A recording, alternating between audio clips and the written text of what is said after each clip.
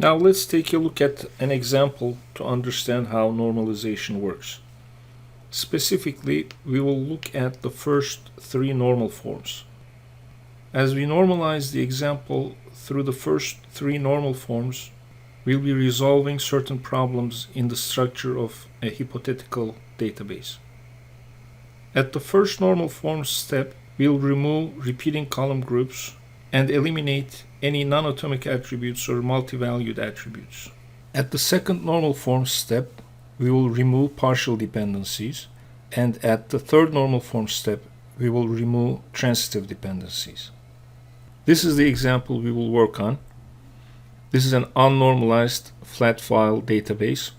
You can imagine this being something like an Excel spreadsheet. Each of the rows listed here actually is a column in a table. Again, if this were an Excel spreadsheet, each of the rows listed here would be a column on the spreadsheet. The first action we need to take is to normalize this flat file table into the first normal form. To do that, we need to move any repeating groups of columns to a new separate table. When we look at the original table, we see that there's only one repeating group of columns related to item-specific information. So we take the item-related columns and move them to a new table that we can temporarily call items. Note that the columns in this new table are not repeating. There is only one description column, one quantity column, and one unit price column. We also need a primary key for this new table. Tables created at the first normal form step usually have composite primary keys. One part of the composite primary key must be a newly added column that relates to the entity of interest, items in this case. The other part of the composite primary key should be borrowed from the original table so that a relationship between the newly added table and the original table can be maintained. In this example, the composite primary key of the new table consists of order ID and item ID columns. At the second normal form step, we remove partial dependencies. To do that, we need to focus on the tables that have composite primary keys. That's because partial dependencies can only exist in tables that have composite primary keys. In our example, the table that has a composite primary key is the newly added items table. So we focus on that. We need to evaluate each non-primary key column to assess whether it depends on the whole primary key or only part of the primary key. Starting with the description column, we see that it only depends on the item ID column. If we know the value of the item ID column, we can determine the value of the description column. That means the description column is partially dependent on the primary key of this table. Hence, it needs to be moved to a new separate table. The quantity column depends on both order ID and item ID. In order to be able to determine the quantity of an item in a given order, we need to know both the order ID and the item ID values.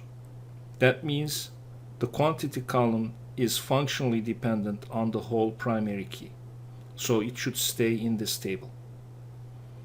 Unit price could go either way. It really depends on our assumptions about how we apply prices to items.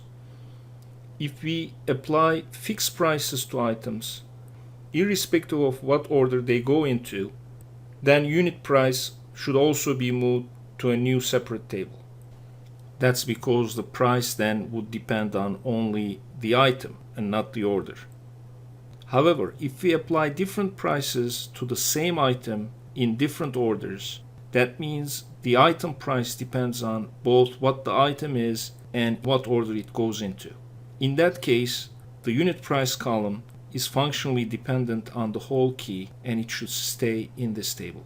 In this example, we assume that we apply different prices to the same item depending on what order it goes into. Once we remove the description column to a new separate table, this is how the new set of tables would look like in the second normal form step. The new table will have the columns that posed partial dependencies in the previous table as well as a primary key column that corresponds to the given entity, in this case item ID.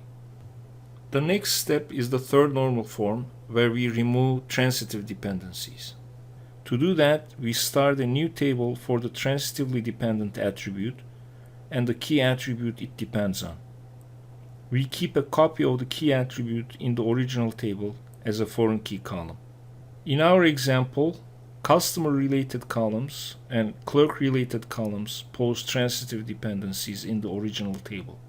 So we move the customer-related columns to a new customers table, and we move the clerk-related columns to a new clerks table.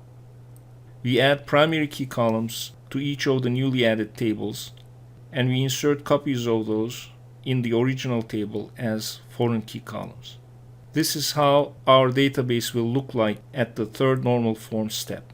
We now have 5 tables, and we don't have any repeating columns, partial dependencies, or transitive dependencies.